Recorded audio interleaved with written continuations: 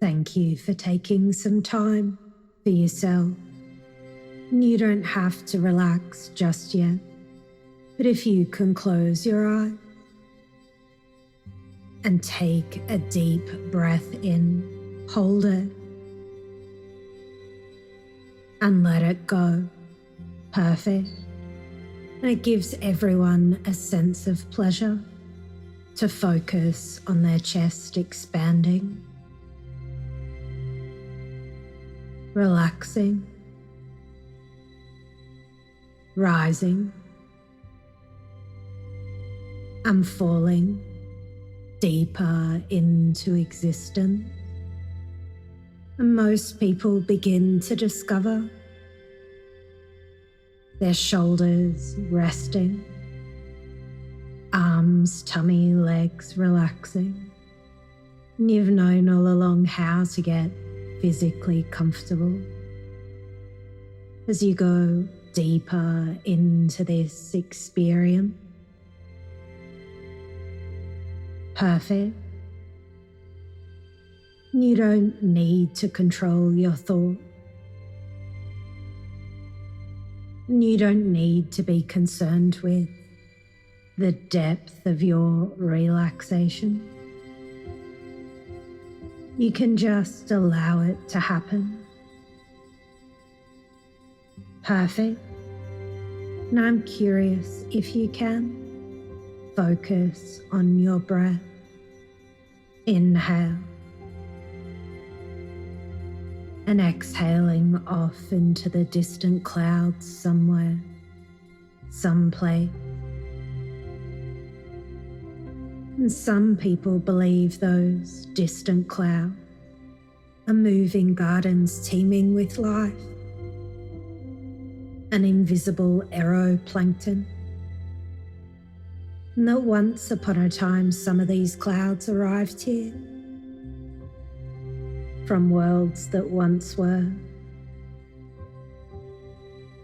arriving via solar winds, and these solar winds carried remnants of a star trillions of millions of miles from here, billions of years ago. When that star exploded, space seeds and spores were blown throughout the galaxy.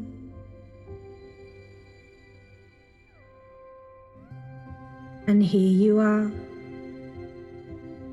in your breathing space.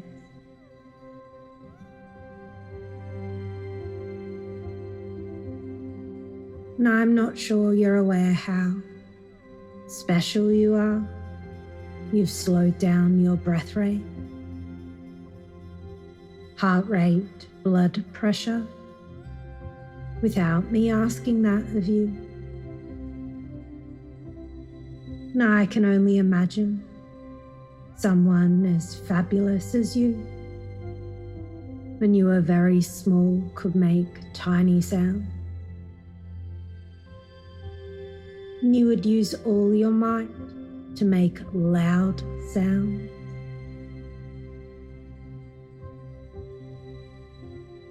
And if you would intensely focus, you could form simple words.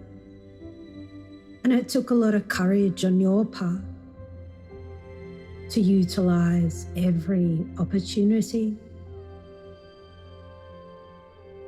to express yourself. That's how special you are.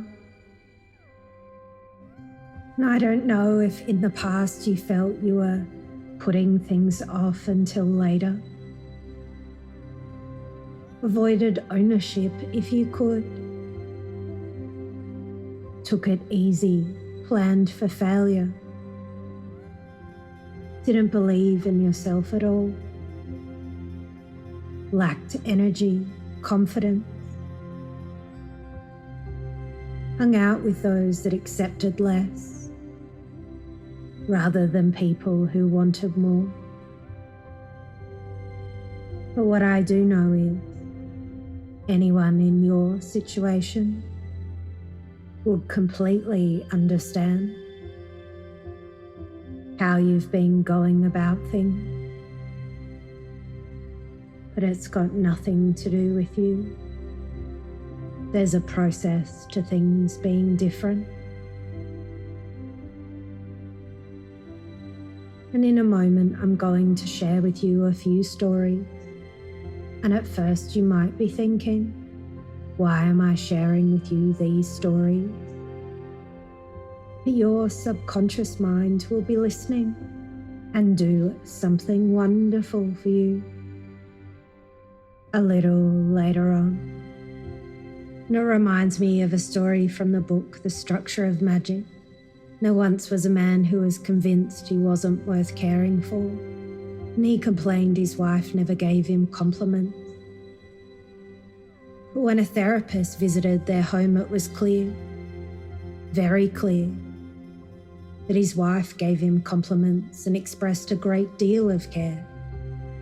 And as you know, with selective hearing, you're only responsible for what you say, not for what people understand. And it reminds me of a story from storywrite.com. Because as you know, school dances are a staple of petty drama, especially in junior high school. And Mrs. Moore knew that. So Miss Evans, the 8th grade science teacher, turns to Mrs. Moore, clearly bored, and says, "I haven't seen anything bad happen yet." "I'm surprised," Miss Moore replied. "Something always happens at the dance." About 20 feet away are 4 girls dancing. Miss Moore suspects something's wrong. "Why are they playing Taylor Swift?" one of the girls moans. Another, "Are we doing Jello shots? That's dumb." "I hate that song. I hate all of it," says Abby. The girls seem to be leaving the dance one at a time, returning 2 at a time, returning. Miss Moore finally asserts her authority over Mrs. Evans and asks her to check on the students outside. Mrs. Evans can't stand Delilah. She can't believe her mother lets her dress that way. She looks like jailbait.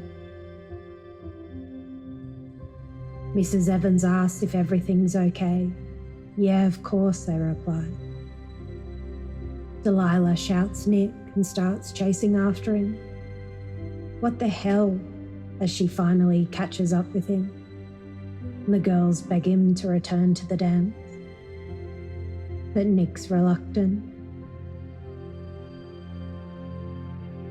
Nick's covering his face. And once his hand finally moves away from his face, Abby understands why he didn't want to return. He had a black eye.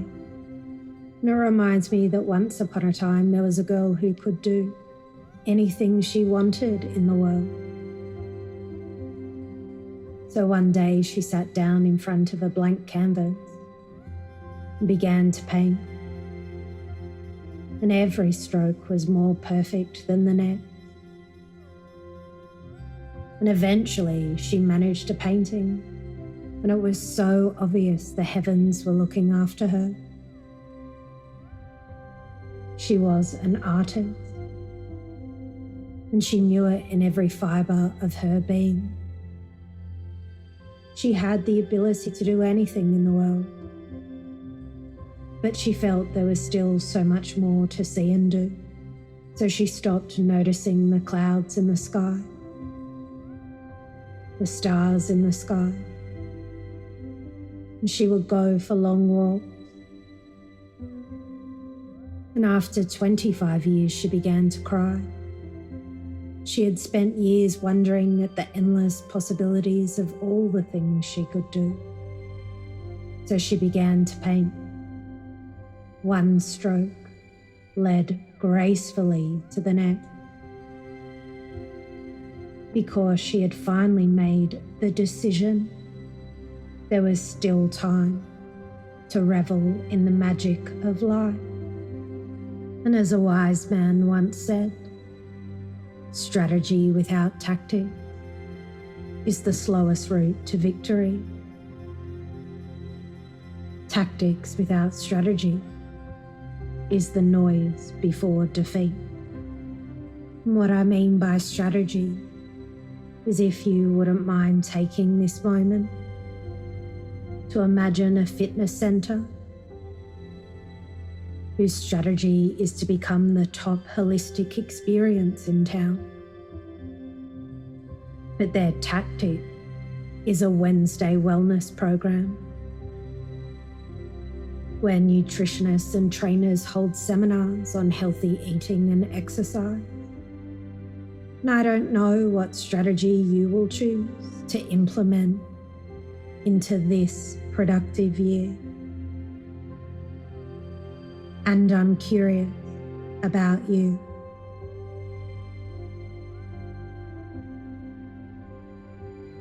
But what I do know is, when you use tactics like the Pomodoro technique, where you set a timer for 25 minutes to focus and then reward yourself with a 5-minute break, you will not only do better, you will be better. Like all great horizons, there's a focus, a diffused focus, a vision with peripheral vision. And it's okay to have tunnel vision and get all wrapped up. But as you and I both know, when you take a moment to step back and admire the journey, well, you've known all along. And it gives everyone a wonderful sense of pleasure too. And for some people, it's just like, get on with it. And for others, excitement bubbles deep within them. And I don't know what feelings you need to pack for this journey, but I'm curious. So the next time you find yourself putting things off or moving through life a little too slow, remember a wise man once said, what in God's name could be there on the horizon? And while those words might inspire you, you and I both know only action creates change. And what I'm really saying, without any effort on your part at all, you've worked very hard today. And I hope that your subconscious mind will take real pride in how hypnotically talented you are and in how much you've accomplished. Little by little, moment by moment, you can begin to move into your future world. Stretch out, wriggle your fingers and toes, and open your eyes. Welcome back. You're perfect just as you are.